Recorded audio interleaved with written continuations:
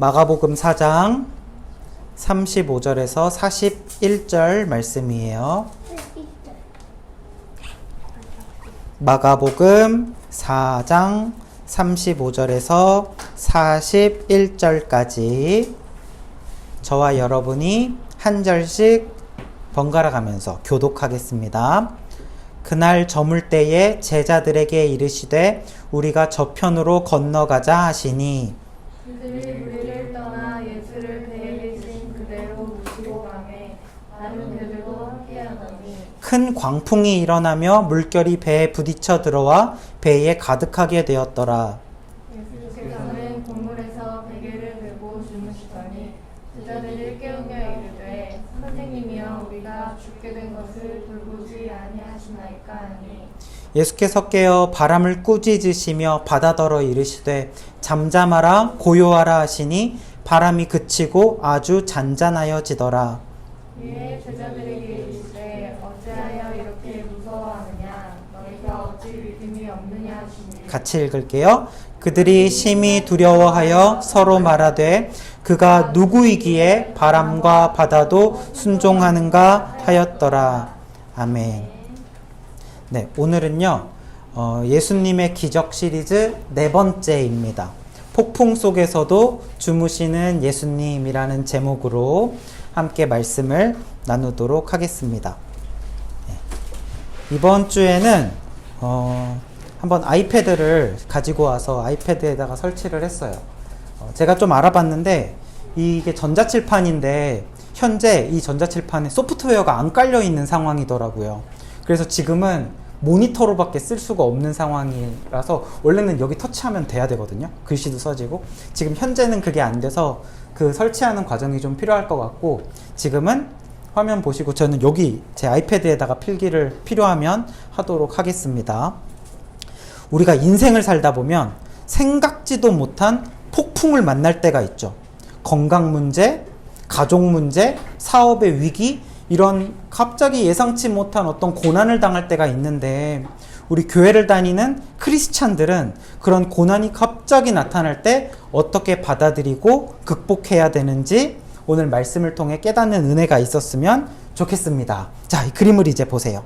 자, 어떤 그림인 것 같아요? 예수님이 제자들과 많은 사람들에게 말씀을 지금 가르치고 계시죠. 오늘 일어난 이 사건 가운데서도 사건이 일어나기 직전에 예수님은 말씀을 전하고 계셨어요. 갈릴리 바다에 해변가에 사람들은 이렇게 앉아있고 예수님은 인파가 너무 많기 때문에 약간 떨어져서 물 위에 작은 배를 띄우시고 그 배에 앉으셔서 이렇게 말씀을 가르치고 계셨습니다. 생각을 한번 해보세요. 잔잔한 바다 위에서 이렇게 파도 소리를 들으면서 아름다운 석양을 보면서 예수님의 말씀을 듣는 이 상황을 생각을 해봐요. 정말 너무나도 아름답고 황홀할 것 같아요. 굉장히 아름다운 시간이겠죠. 이 시간이 이제 해가 져서 캄캄해지니까 마치게 되고 예수님이 제자들한테 말씀을 하셨습니다. 이제 배를 타고 바다 건너편 다른 마을로 가자 이렇게 말씀을 하셨어요. 근데 사실은 이곳은 바다인 것 같지만 바다는 아니었어요. 갈릴리 바다라고 부르는데 사실은 어떻게 생겼냐면 바다예요? 바다가 아니에요? 바다가 아니라 호수예요. 근데 성경에서는요 바다든 호수든 굉장히 큰 물, 끝도 없이 펼쳐진 큰 물은 한 가지 단어로 표현을 하다 보니까 성경에서도 갈릴리 바다라고 하기도 하고 호수라고 하기도 했었어요. 이게 얼마나 넓으냐면 이 가로가 가장 넓은 곳은 12km, 세로가 가장 넓은 곳은 21km, 그리고 가장 깊은 곳은 50m나 되는 굉장히 큰 호수였기 때문에 실제로 오늘날에도 바람이 세게 부는 날은 높은 파도가 쳐요.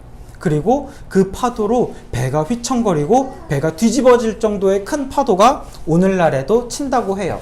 요즘에 최근에 찍은 갈릴리 바다의 사진을 한번 보세요. 호수 같기도 하지만 또 어떻게 보면 바다 같기도 하죠. 이런 배를 타고 요즘에는 이렇게 관광을 하기도 하는데 당시에 예수님과 제자들이 탔던 배도 이 배보다 그렇게 크지 않았을 거예요. 크게 다르지 않았을 거예요. 이렇게 작은 배를 타고 예수님과 제자들도 갈릴리 바다를 건너고 있었습니다. 그런데 이 갈릴리 호수의 중간쯤에 갔을 때 소망아, 어떤 일이 일어났을까? 거친 파도가 나왔어요. 맞아요. 이렇게 갑자기 큰 바람이 불더니 높은 파도가 부는 거예요. 그래서 배가 어떻게 됐을까? 배가 막 이렇게 휘청휘청거리고 배가 뒤집어질 것 같은 상황이 됐어요. 밖에 있는 물이 배 안으로 막 들이쳤겠죠. 물이 배 안으로 들이치니까 사람들이 어떻게 했을까? 자, 요 사람 봐봐. 어떻게 하고 있나? 어떻게 하고 있죠? 물을 밖으로 퍼내고 있죠.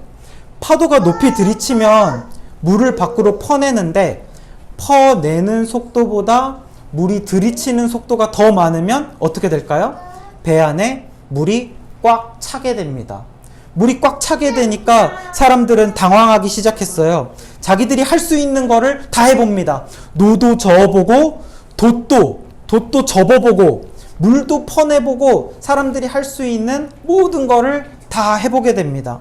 근데 그렇게 다 해봤는데도 배는 어떻게 될까? 점점 그 안에 물이 가득 차게 되고 어떻게 손 쓸 수 없는 상황이 되니까 사람들은 두려워졌어요. 무서워졌어요. 이러다가 죽을 수도 있겠다라는 공포에 이 제자들이 빠지게 됩니다. 자, 근데 이 사람들이 무서워한 가장 큰 원인이 있어요. 그게 뭐냐면 이 배 안에 지금 누가 같이 타고 계셨을까요? 하나님. 예수님, 맞아. 같이 타고 계셨죠. 근데 예수님이 같이 배 안에 계시다는 사실을 제자들이 깜빡 잊어버렸다는 거. 그것 때문에 이들은 더 두렵고 무섭게 된 겁니다. 사실은요, 우리도 어려움을 당할 때, 우리도 고난을 겪을 때 뭐가 진짜 큰 문제냐면 내가 혼자라고 느낄 때 정말 힘들어요. 내 옆에 누가 좀 있다고 생각하면 덜 힘듭니다.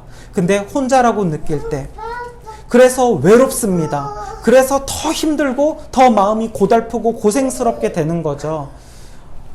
옆에 누군가가 있다라고 느끼면 그렇게까지 고생스럽지 않아요. 근데 제자들이 지금 분명히 배 안에 누가 함께 계셨어요? 예수님이 계셨어요. 물론 주무시고 계셨지만 함께 계셨어요. 근데 그 사실을 잊어버리는 순간 제자들은 자기들 뿐이라고 느끼기 때문에 너무나도 두렵고 무서웠던 거예요. 그래서 이제 자기들이 할 수 있는 모든 걸 다 해보고 나서 안 되니까 그제서야 예수님이 생각이 납니다. 예수님한테 찾아갔어요. 그 예수님이 뭐 하고 있었다고요? 자고 있었다고. 맞아요.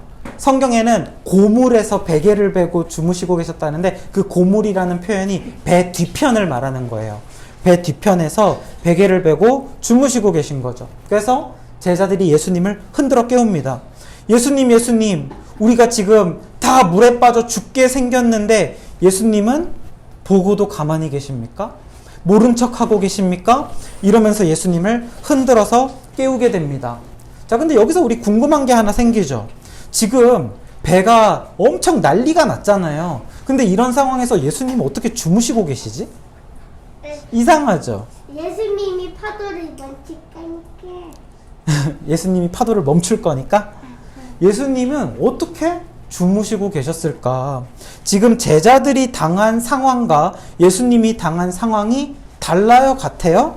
똑같아요. 똑같이 지금 폭풍이라는 같은 상황을 당했지만 제자들의 반응은 어떻습니까?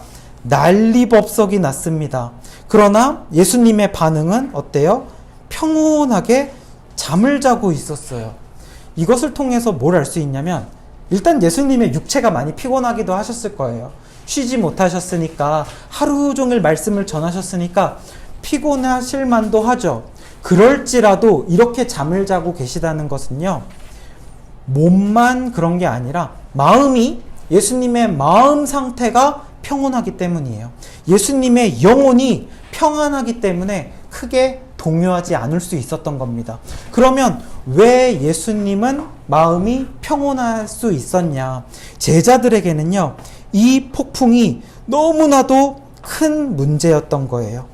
너무나도 큰 문제라서 큰일 났구나, 죽을 수도 있겠구나, 망했구나, 절망하게 됐지만 예수님에게는요, 이 문제가 그냥 지나가는 바람이구나, 이러다가 말 것을 알고 계셨기 때문에 예수님은 동요하지 않고 이렇게 평온하게 잠을 잘 수 있었던 거죠.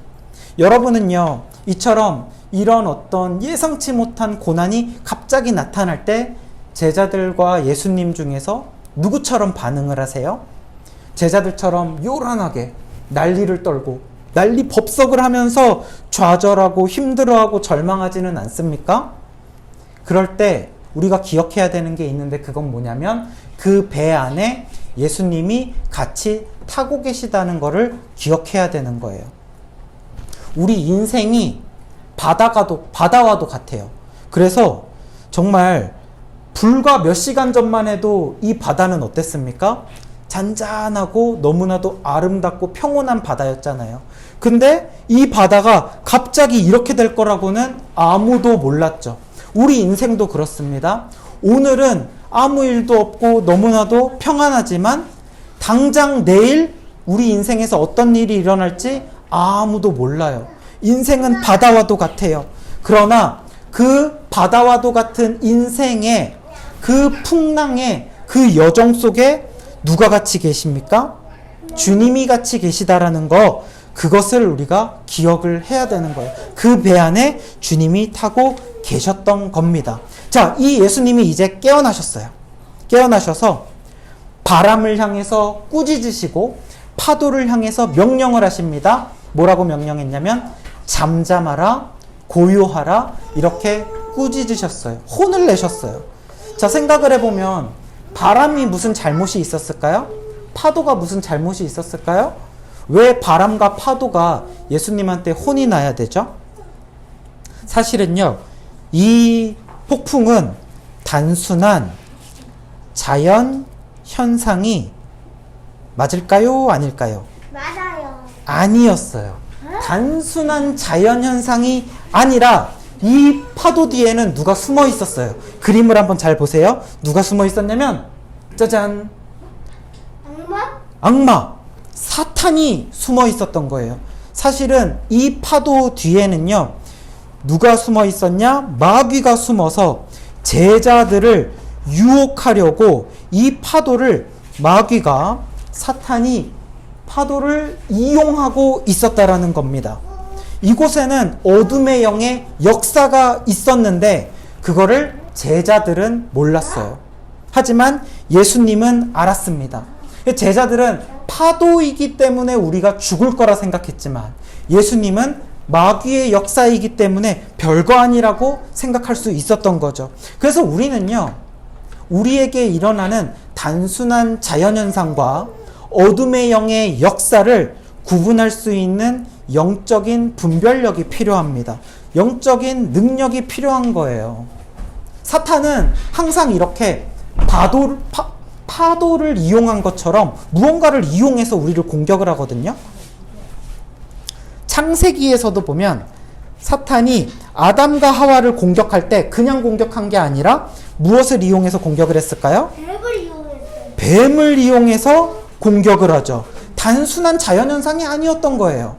오늘날을 살아가는 우리 현대인들에게도 사탄이 그냥 공격하는 게 아니라 돈을 이용하기도 하고 또 권력을 이용하기도 하고 외모를 이용하기도 하고 재산, 건강, 여러 가지 많은 요소들을 이용해서 관계, 많은 걸 이용해서 우리들을 미혹시키고 우리들을 두려움에 떨게 하고 우리들을 좌절시키고 우리들의 신앙의 뿌리를 뒤흔들어 놓는 것을 볼 수가 있습니다. 그렇기 때문에 이 제자들이 이것이 마귀의 역사라는 것을 분별만 했으면 문제가 되지 않는데 분별을 하지 않으니까 어떻게 될까요? 제자들에게는 분별력이 없었고, 그러니까 분별력이 없으니까 이거를 두려워하게 되는 거예요. 죽을 수도 있겠구나, 두려워하게 됩니다. 두려워하게 되니까 어떤 일이 일어나는지 아세요? 이런 상황 속에서 왜 예수님이 주무시고 계시지? 예수님은 도대체 왜 아무것도 안 하고 계셔? 왜 우리를 돕지 않아? 예수님이 안 계신 거 아니야? 예수님은 왜 침묵하고 계셔? 우리를 사랑하지 않는 거 아니야? 예수님 설마 능력이 없는 거 아니야? 이들의 신앙에 문제가 생깁니다. 불신앙이 생기게 되는 거예요. 예수님 어떻게 이럴 수 있어? 우리를 버린 거 아니야? 나를 못 본 척할 수 있네. 어떻게 이럴 수가 있어? 불신앙까지 이어집니다. 그렇기 때문에 우리는 어려운 상황이 생길 때, 자연현상이 있을 때, 사회적인 현상이 있을 때, 나에게 어떤 고난이 불어닥칠 때 이것이 그냥 자연스럽게 일어난 일이냐, 아니면 어떤 문제가 있는 것이냐, 사탄의 공격이냐 분별할 수 있어야 돼요. 사실은 저에게도 어떤 일이 있었습니다. 뭐냐면 이 아름다운 예배실에서 우리가 몇 주 전부터 예배를 드리게 됐잖아요. 처음 이곳에서 예배를 드렸을 때 제 마음이 얼마나 행복했는지 몰라요. 이런 곳을 하나님이 예비해 주셨다니 이거는 하나님의 살아계시는 증거다. 너무나도 그 주간에 행복했는데 그 주에 소망이가 큰 병에 걸려서, 장염이 걸려서 아프기 시작했습니다.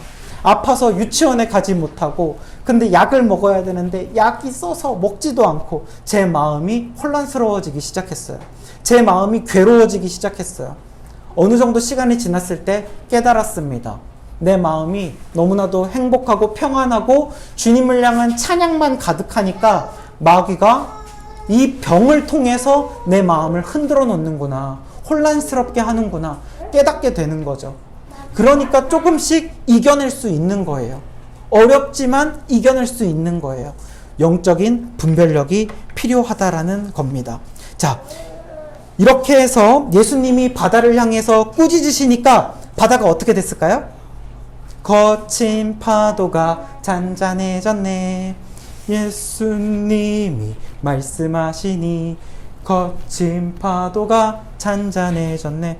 하나님의 아들이신 예수님의 말씀에 바람은 떠나갔습니다. 파도는 고요해졌습니다.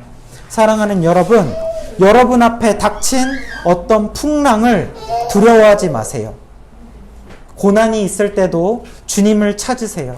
찬송을 부르고 기도를 하시기 바랍니다. 이 배 안에 누가 계십니까? 예수님이 계세요. 나의 인생의 여정에 주님이 함께 타고 계시는데 그 주님은 온 우주 만물의 왕이십니다.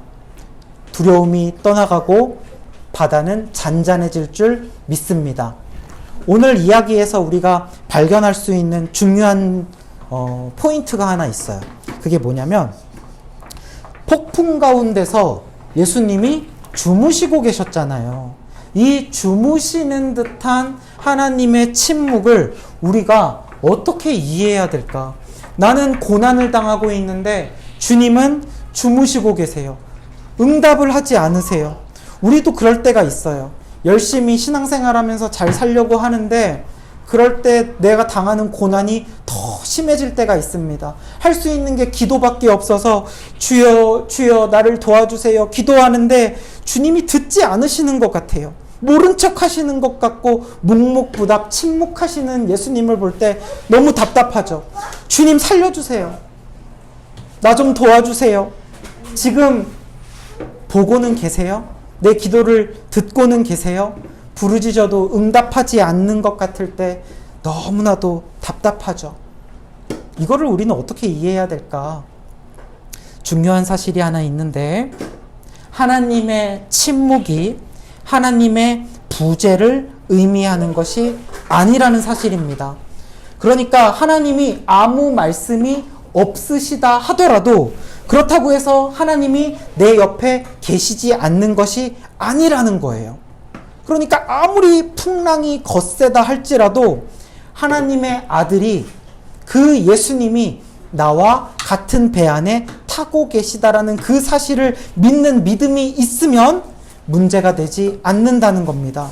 그러니까 문제는요, 하나님의 침묵이 문제가 아니라 나의 믿음 없음이 문제예요. 하나님이 대답하지 않는 게 문제가 아니라 하나님이 침묵하시더라도 나와 지금도 동행하고 계시다라는 그 사실을 믿는 믿음이 없는 게 문제라는 거예요. 내가 사망의 음침한 골짜기를 다닐지라도 해를 두려워하지 않는 것은 주께서 나와 함께 하시기 때문이라고 그랬어요. 주님께서 나와 함께 하심을 믿는 믿음이 있으면 주님이 침묵하시더라도 내 안에 두려움이 없고 용기와 소망이 있습니다. 자, 이 그림을 한번 보세요. 무슨 그림이죠? 비행기. 비행기를 여러분 처음 타봤을 때 혹시 기억이 나세요? 비행기 안 그래도 처음 탈 때 약간 겁이 난 상태로 타잖아요. 처음 탈 때는 약간 긴장되잖아요. 근데 비행기를 타고 가다가 비행기가 흔들릴 때가 있어요. 흔들려. 그리고 갑자기 쿵 할 때가 있어요. 한 번쯤 경험해 보셨죠? 비행기가 흔들리고 쿵 할 때 겁이 덜컥 나요. 이거 뭐 잘못된 거 아니야? 엔진에 이상이라도 있는 거 아니야? 날개에 무슨 고장이 난 거 아니야? 너무 겁이 나서 큰일 났다고 생각합니다. 이러다가 비행기가 막 추락이라도 하는 거 아니야? 겁이 나요. 근데 스튜어디스를 보니까 아무 일 없다는 듯이 태연하게 기내식을 나르고 있어요. 비행기가 흔들리는데 스튜어디스가 그 스튜어디스 앉는 의자 있잖아요. 그 의자에 앉아가지고 그냥 피곤한지 꾸벅꾸벅 졸고 있어요. 내 마음은 지금 너무나도 큰일 난 것 같고 요동치는데 안내방송도 안 나와요. 스튜어디스는 자고 있어요. 그걸 보면서 무슨 생각이 들까요? 아, 별일 아닌가 봐. 괜찮은가 봐. 그냥 원래 이런 건가 봐. 내 마음만 지금 너무나도 불안한 건가 봐. 비행기 조종사가 침묵을 하고 있고 안내 스튜어디스가 동요하지 않는데 내가 소란 떨 필요가 있어요, 없어요? 없어요. 전문가들이 침묵하고 있는데 내가 요란 떨 필요가 없다는 거예요. 우리도 문제를 만나면 막 난리가 나요. 주님, 주님, 제발 좀 일어나 보세요. 지금 주님이 조용히 계실 때가 아니에요. 주님을 막 깨우고 난리가 나요. 근데 주님이 조용하면요, 이제 어떻게 생각하면 되냐면요, 아, 별일 아닌가 봐. 괜찮은가 봐. 지나가는 바람인가 봐. 나의 인생의 항해 여정에서 주님이 이 고난을 허락하셨구나. 이 고난이 나에게 믿음의 경로에서 유익한 고난이기 때문에 그냥 두시는 거구나. 그래서 이 고난도 허락하셨구나. 이것을 기억하시기를 바랍니다. 문제는 하나님의 침묵이 문제가 아니라 하나님이 동행하신다라는 사실을 잊어버릴 때, 그 믿음이 없을 때 그것이 문제인 줄 믿습니다. 우리 말씀을 정리할게요. 나에게 고난이 있는데 그 고난을 하나님이 제거하지 않으시는 이유는요, 고난이 유익하기 때문인 줄 믿습니다. 주님도 그 고난이 지나가기까지 기다리고 계세요. 그 고난을 통해서 나를 강하게 만들고 계신 거예요. 그래서 이 고난을 통해서 하나님이 얼마나 위대한 능력이 있는 분이신지, 하나님의 지혜가 나의 지혜보다 뛰어난 분이신지를 나에게 깨닫게 하시는 줄 믿습니다. 그리고 또 어떻게 놀랍게 응답하시는지 그 모든 과정을 이 고난을 통해서 알게 하실 줄 믿습니다. 그런 것을 깨닫게 되시는 은혜가 여러분 가운데 있기를 주님의 이름으로 축복합니다. 자, 우리 이 설교를 준비하면서 떠오른 찬양이 있었어요. 이 찬양을 우리 함께 한번 불러보겠습니다. 이 찬양을 한번 부르고 같이 기도하고 말씀을 마칠게요. 거친 파도 날 향해 와도 주와 함께 날아오르리. 폭풍 가운데